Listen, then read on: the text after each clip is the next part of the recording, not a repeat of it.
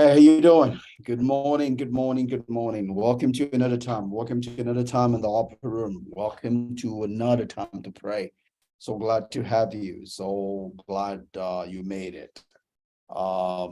It's a time to pray, and we've been on Daniel chapter 10, verse 2 to 3, which is the Daniel's fast, and we've been using that to just share with ourselves some thoughts around the Lenten season. This is the eighth day of the Lenten season, of 40 days of the Lenten season. That's 1/5 of the season gone. We have 4/5 of it to go. And we're looking at godly sorrow, and looking at fasting being godly sorrow.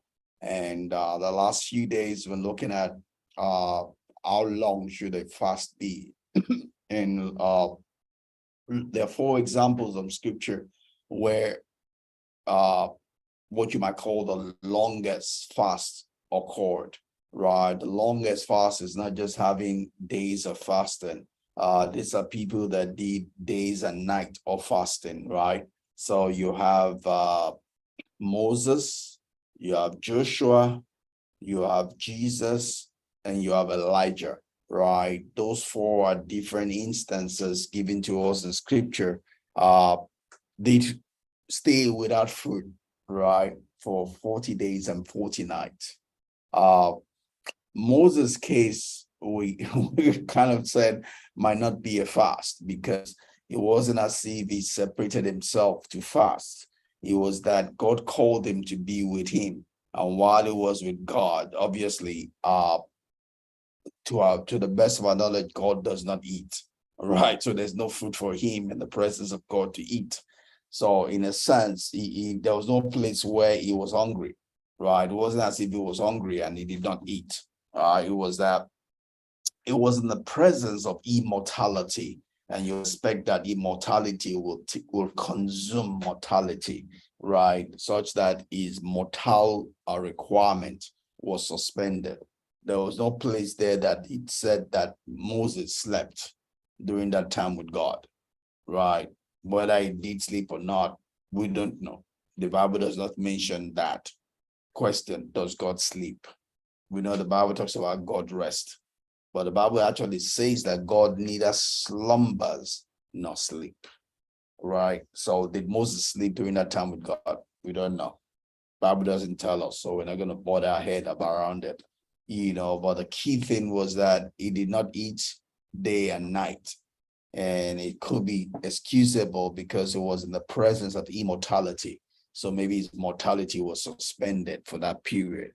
Because when we look at the health data, it tells us that a person can only survive without water for a maximum of 7 days, right? Actually, for some people, the maximum is 3. So anywhere between 3 to 7 days is the maximum, depending on pre-existing conditions of the person's health, the person's structure, body requirement for water, all of that. A person can only live a maximum of 3 to 7 days without water, right? So if you're talking about someone who is fasting both food and water day and night, the real maximum, right, is 3 to 7 days. So when we look at these 4 people, we're asking ourselves what was different concerning them, right? Now, I don't know people who might have done that or not do that. This is just medical records where I'm looking at here, talking about this maximum. I know someone recently, I read in the news a few days ago, tried to do the 40 days and 40 nights.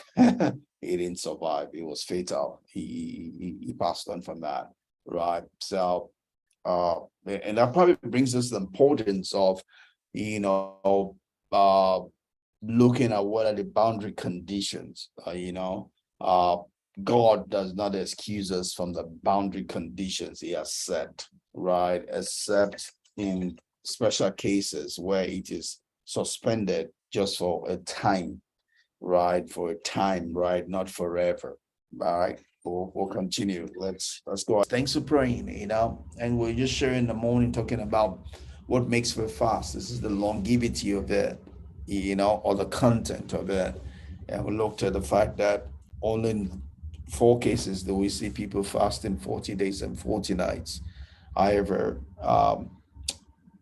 Daniel's fast was not the night, it was just during the day, but his was also for a period of 3 weeks, 21 days. Why?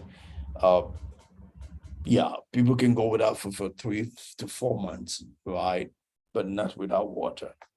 And even when you're going that long without food, you need to be careful of your health, uh, especially if you have pre-existing conditions. It's good to see to your doctor or seek guidance as to how best to go about it.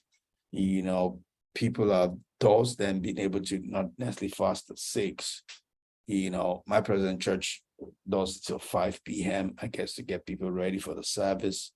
There are those that do it until noon, so you need to find what works for you, because it's not about fasting and dying.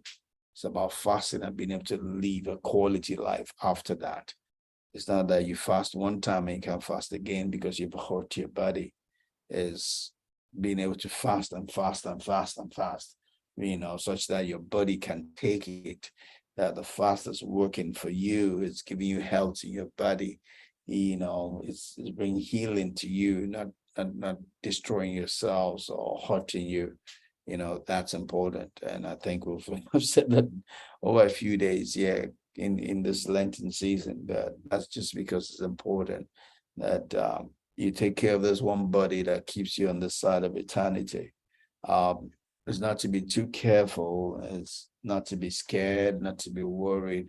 It's just about doing the right thing, putting your mind to doing the right thing. That's all we're emphasizing here.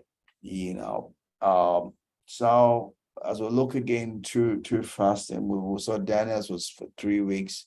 We look at David also. David said about to fast and pray for his son. His was open-ended. He was going to pray till he got the answer he was looking for, or at least a definitive point. So he fasted until the prayer could not be answered the way he was fasting, meaning that the child died. Once the child died, he felt, that what I was praying for was for him not to die, but now he's dead, right? What's the essence of me continuing? So he stopped. That was the end of his fast. He was fasting to receive an answer. And once the answer was received, he knew it was a time to terminate the fast, right? That is instructive for us, right? Maybe in sorrowing, if we have like that, then an open-ended fast where we're looking up to God, for something, we need to know where the point is to stop. Right. David's case is a big example, for those of us that do counseling, those of us that do life coaching, personal development, because we saw an example of someone who was in control of his emotions. It wasn't someone that was emotions were ruling him. Once he got to the point where he saw there was no way forward, he did not allow himself to just be enslaved by his emotions. He made a decision. And that's lacking in our church today, people's ability to make decisions. David made a decision because he saw that his continued fasting would be to no end. He made a decision to stop. He made a decision to submit himself to God and not worship the son that died. That's important for us when we're looking up to God for something. God needs to be our hand of discussion, right? So same thing, we know Jesus Christ was praying and said, Father, if it's possible, let this cup be passed over me. But that was the reason he came. He had to submit to that. I like I get to tell all the time, I don't deal with things that I don't preach things that are simple or easy. I preach things that are possible. That's what we need to hold on to, the truth, right? And not try to water things down to make ourselves feel good. We're supposed to sit on the truth, stand on the truth, walk by the truth. That's the only way we can be victorious in this life. All righty. That's the end of another day. Another time of prayer. Thanks for joining with me. Have a great remaining of the afternoon. See you tomorrow, God willing. Bye-bye. God bless.